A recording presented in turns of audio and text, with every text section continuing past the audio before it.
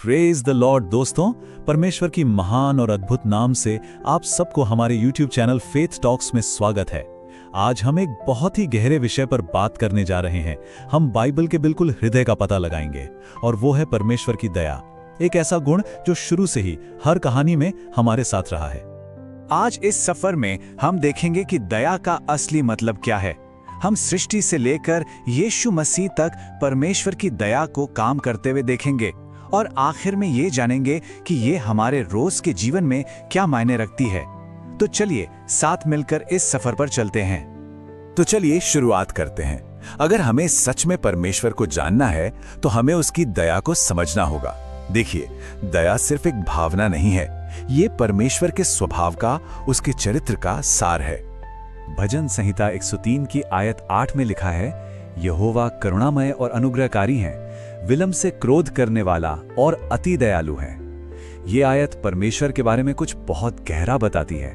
ये सिर्फ उसके कामों के बारे में नहीं है, ये उसके बारे में है कि वो कौन है। दया उसका चरित्र है।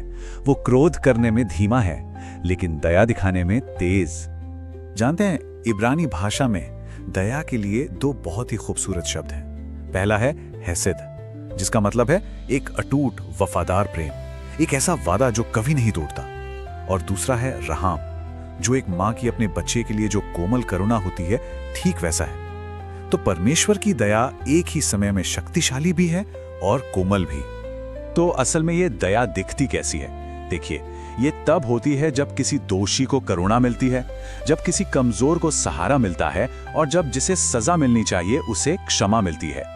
दया वो प्रेम है जो हमारे सबसे बुरे हालातों में हम तक पहुंचकर हमें ऊपर उठाता है। आइए अब हम कहानी की एकदम शुरुआत में वापस जाएं। परमेश्वर की दया कोई बाद में आई हुई चीज नहीं है, ये तो शुरू से ही इस कहानी का हिस्सा रही है।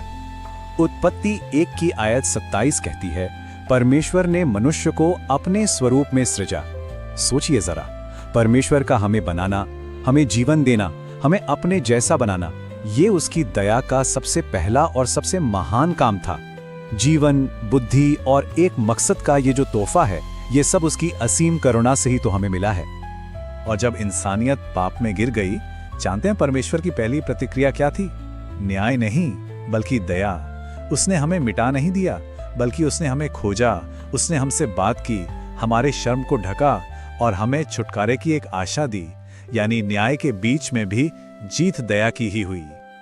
अब हम आगे बढ़ते हैं और इस्राएल के इतिहास को देखते हैं, जो कि इंसानी कमजोरी और परमेश्वर की कभी न खत्म होने वाली दया की एक बहुत बड़ी कहानी है। इस्राएल के लोग बार बार परमेश्वर से दूर भटकते रहे, फिर भी परमेश्वर का संदेश हमेशा साफ था। जैसा यिर्मयाह 31 की आयत 3 में लिखा है, मैंने तुझसे सदा का प्रेम किया है। मतलब परमेश्वर की दया उनकी बेवफाई के बावजूद भी हमेशा बनी रही।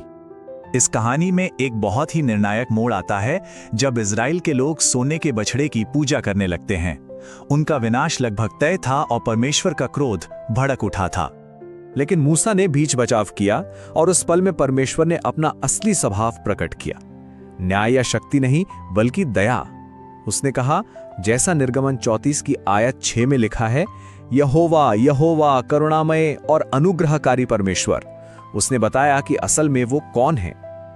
अब दाऊद की कहानी पर गौर करते हैं। एक ऐसा इंसान जो परमेश्वर के हृदय के अनुसार था, लेकिन फिर भी वो पाप में गिर गया। अब उसकी एकमात्र आशा क्या थी? सिर्फ परमेश्वर की दया। दाऊद ने अपनी अच्छाई का दावा नहीं किया, उसने सिर्फ और सिर्फ दया की भीख मांगी। भजन संहिता 51 की पहली आयत में वो रोकर कहता है, हे परमेश्वर, अपनी करुणा के अनुसार मुझ पर दया कर। ये हमें दिखाता है कि दया का दरवाजा उन लोगों के लिए हमेशा खुला है जो पश्चाताप करते हैं। यहां से कहानी में एक बहुत बड़ा मोड़ आता है। अब दया सिर्फ एक विचार नहीं है, ये एक व्यक्ति बन जाती है।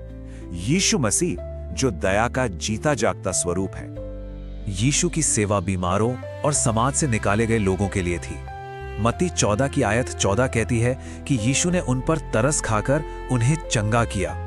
ये एक सच्ची, जिंदगी बदलने वाली दया थी, जो सिर्फ महसूस नहीं की गई, बल्कि दिखाई भी गई।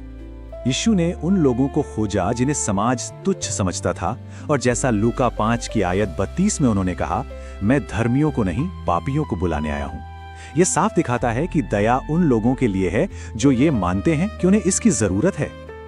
जब एक स्त्री को उसके पाप के लिए लोग पत्थर मारने वाले थे, तो यीशु ने दया दिखाई, पर उनकी दया पाप को नजरअंदाज नहीं करती, बल्कि पापी को बदलने की ताकत देती है।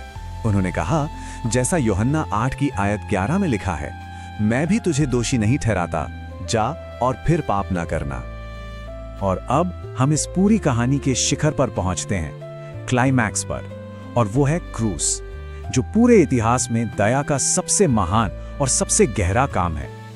यूहन्ना 3 की आयत 16 हमें क्रूस के पीछे की वजह बताती है। परमेश्वर ने जगत से ऐसा प्रेम रखा कि अपना इकलौता पुत्र दे दिया। ये दुनिया के लिए एक गहरा, दया से भरा हुआ प्रेम था।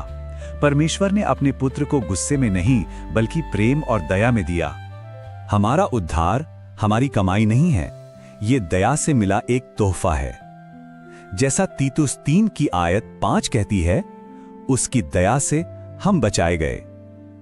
क्रूस पर परमेश्वर का न्याय और उसकी दया एक साथ मिलते हैं और हमारे लिए उद्धार का रास्ता खोलते हैं। तो इस असाधारण दया को पाने के बाद हमें क्या करना है? ये हमारे जीवन को किस तरह से आकार देती है? विलाप गीत 3 की आयत 22 और 23 हमें याद दिलाती हैं, यहोवा की करुणा से हम नष्ट नहीं हुए, उसकी दया प्रति भोर नई होती है। परमेश्वर की दया कोई एक बार का उपहार नहीं है, यह हर सुबह हमारे लिए नई होती है। हर दिन उसकी दया के कारण हमें एक नई शुरुआत करने का मौका मिलता है। तो आखिरी और सबसे जरूरी सवाल यह है, आज हम परमेश्वर की इस दया को दूसरों के जीवन में कैसे प्रकट करेंगे? क्योंकि ये सिर्फ दया पाने के बारे में नहीं है, ये दया का एक माध्यम बनने के बारे में है। अपने परिवार में, अपने काम की जगह पर और अपने समाज में इस दया को फैलाएं। वीडियो अच्छा लगा हो तो लाइक करें, कमेंट में आमीन लिखिए, हमारे फेथ टॉक्स चैनल को सब्सक्राइब करें, बेल आइकन को क्लिक करें ताकि ऐसे और बाइबल आधारित संदेश आपको मिलते रहें। इसे अपने दोस्तों और परिवार के साथ शेयर करें। अगली बार फिर मिलेंगे और एक नई वीडियो के साथ। तब तक अपना ख्याल रखिए, प्रभु में बढ़ते रहिए। प्रभु आप सबको आशीष करें।